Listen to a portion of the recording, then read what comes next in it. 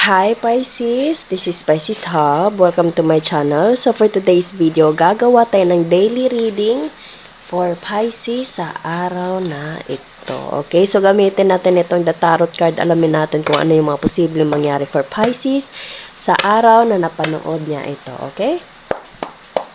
Reminder lang po na ito ay general reading Pisces. So, pwede pong mag-resonate sa'yo, pwede pong hindi. And, ingat-ingat po kasi maulan. Ingat-ingat po sa mga Pisces na lumalabas araw-araw. Okay. And, this is a timeless reading. So, kahit anong araw, buwan, taon mo ito napanood, basta magtugma po sa sitwasyon niyo po, take lang. Okay? So, ano po yung mga posibleng mangyari for Pisces sa araw na napanood niya to? Mga gabay, mensahe po para kay Pisces sa araw na napanood niya ito. Oh, there's an 8 of Pentacles, work, hardworking, pag-iipon, trabaho.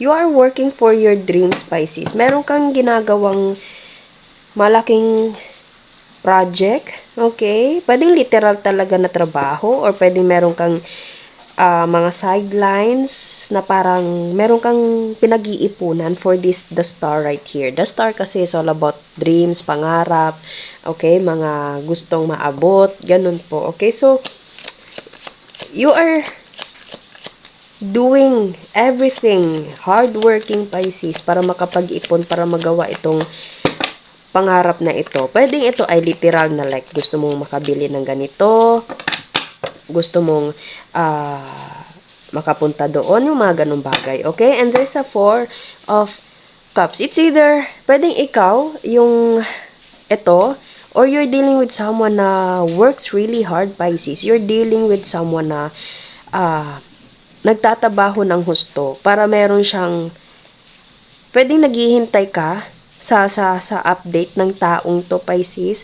Pero as of now, parang nag-iipon siya, especially kung financial. Pwede meron kayong commitment ng taong to. Or pwedeng ikaw to mismo, Pisces, ano, na you are hardworking so much para sa trabaho mo, para sa pangarap mo, para sa goal na gusto mong makuha. Pwedeng sa buwan na ito, sa taong ito, meron kang pinangako na makuha mo ito or maabot mo itong goal na ito. Okay? Whatever kind of goal it is, Pisces, basta merong hardworking and pangarap. Okay? And pwedeng meron kang matatanggap na mensahe, news about regarding with this work right here. Okay?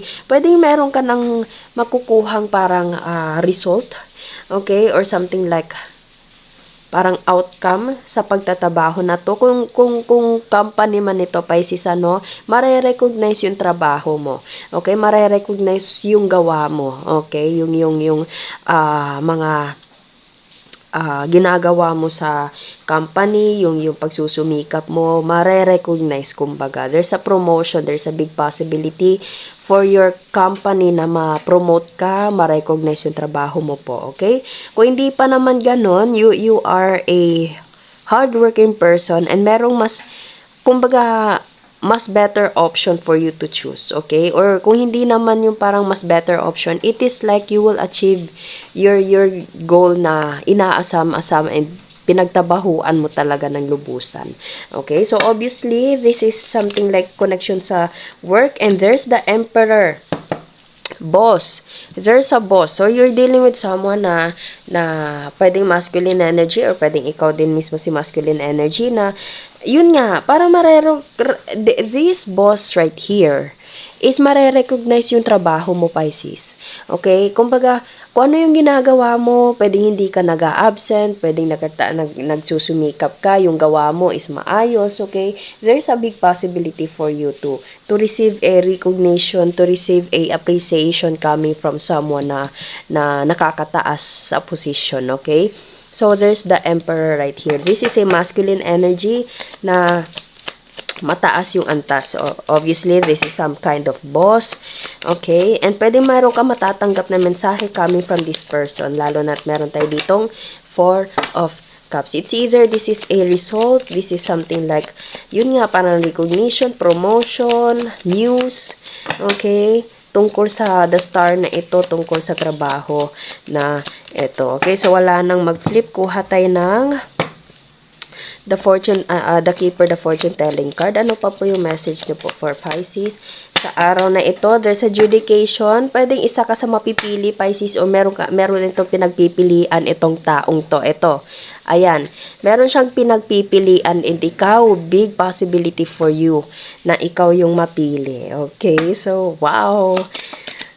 Sana po, sana. Parang, kasi alam ko, Pisces, na nagsusumikap ka. Alam ko na you deserve this kind of opportunity, okay? So, there's a big possibility na isa ka sa mga pagpipilian ng taong to. And meron ka matatanggap na balita kung ano yung decision na iyon, okay?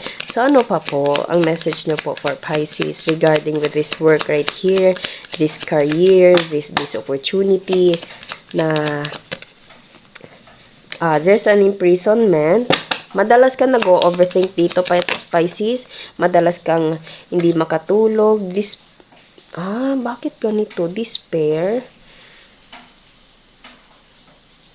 Sige nga. Kasi yung dito, sobrang ganda dito. Medyo nagulat ako sa... Sige pa. Ano po yung despair? Bakit may despair po? There's a wealthy man. Ayan, si the Emperor and si wealthy man, Pisces. Main female. So, there's a...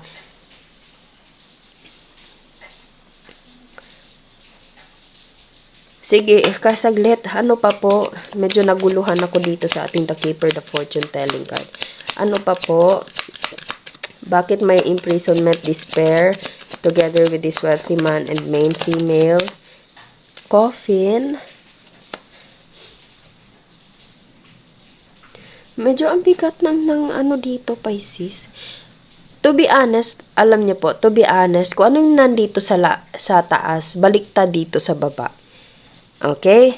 So, nagulat ako sa The Keeper, the Fortune Telling card. Bottom of the deck is there's a message. There's something message na darating, Pisces, regarding with the situation right here. So, as I said kanina, pwedeng isa ka sa mapipili and pwedeng nag-overthink ka, Pisces, okay? Kasi meron tayo ditong imprisonment and despair. Okay? So, feel ko pwedeng nag-overthink ka, lalo na it's either kung trabaho company, nagtatrabaho ka na dito sa kumpanyang ito, natatakot ka, naririnig ko yung word na deportation, okay? Or layoff, or end of contract. Okay? So, parang merong pinagpipilian yung company pinagtatabahuan mo, Pisces, kung sino yung maiiwan, sino yung ma-extend, okay? And andun yung parang takot mo, Pisces, lalo na dito sa despair.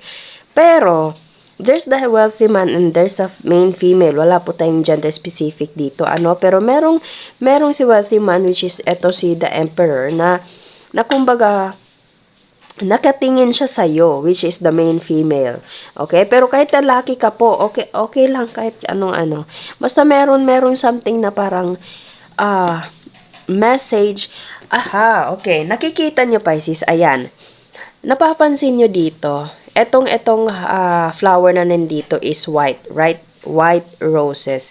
And yung coffee na nasunod niya is white roses, Pisces. Pero ikaw nakahawak ka sa red rose. So, there's a light pa rin. There's a parang hope sa reading na ito. Kasi ano ako dito sa baba, honestly. Okay? Pero nung tinitigan ko siya ng masinsinan, Pisces, hindi ito. Ito, wag ka matakot. Hindi yan literal. It's like parang ending or transformation. Okay? So, kung ano man yung kinakatakutan mo dito or pinag-overthinkan mo ng madalas, Pisces, kumbaga, isurrender mo lang lahat, okay? And there's a big possibility for you to be chosen, lalo na't ikaw yung nakahawak sa red rose na nandito, and yung white roses dito is ito yon, okay? So, wag mag-alala, isa ka sa mapipili, okay? Pero again, this is a general reading po, so, pwedeng sa'yo, pwede pong hindi, okay? Pero, as long as ginawa mo yung trabaho mo ng maayos and surrender everything to God, siya na po bahala kung ano man yung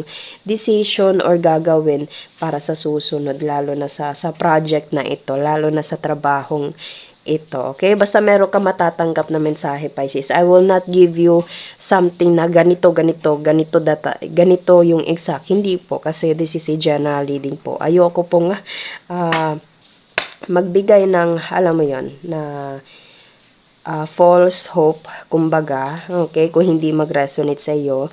Pero naway mag-resonate, Pisces, and naway makatanggap ka sa lahat ng mga bagay na deserve mo. Okay? Naway matanggap mo yung mga bagay na deserve mo, lalo na sa career, lalo na sa buhay, lalo na pwede din sa love, pwede din sa opportunity po. Okay? So, wag mawala ng pag-asa as long as ginawa mo yung trabaho mo ng maayos. Wala kang dapat ikatakot. Okay? And surrender everything to God kasi siya po yung nakakaalam sa mas magandang bagay na nakalaan sa iyo, Pisces. Okay?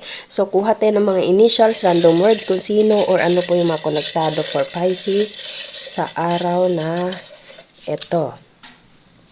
So, meron tayo ditong Moreno, Morena.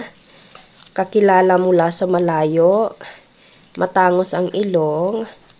Mayaman. Ayan si wealthy man, mayaman. There's a letter D, F, and then long hair, X, K, tapos travel, may travel din dito, and company. Okay? So, pwede nandito, pwede pong wala. It's okay lang po. Okay? So, yun po ang ating reading for Pisces sa araw na ito. Naway nag-resonate po. Huwag niyo po sanang kalimutan na mag-like at mag-subscribe po sa ating channel and click the bell button, Pisces, para ma-notify po kayo sa next videos na i-upload natin. Okay? So, thank you, Pisces, and God bless!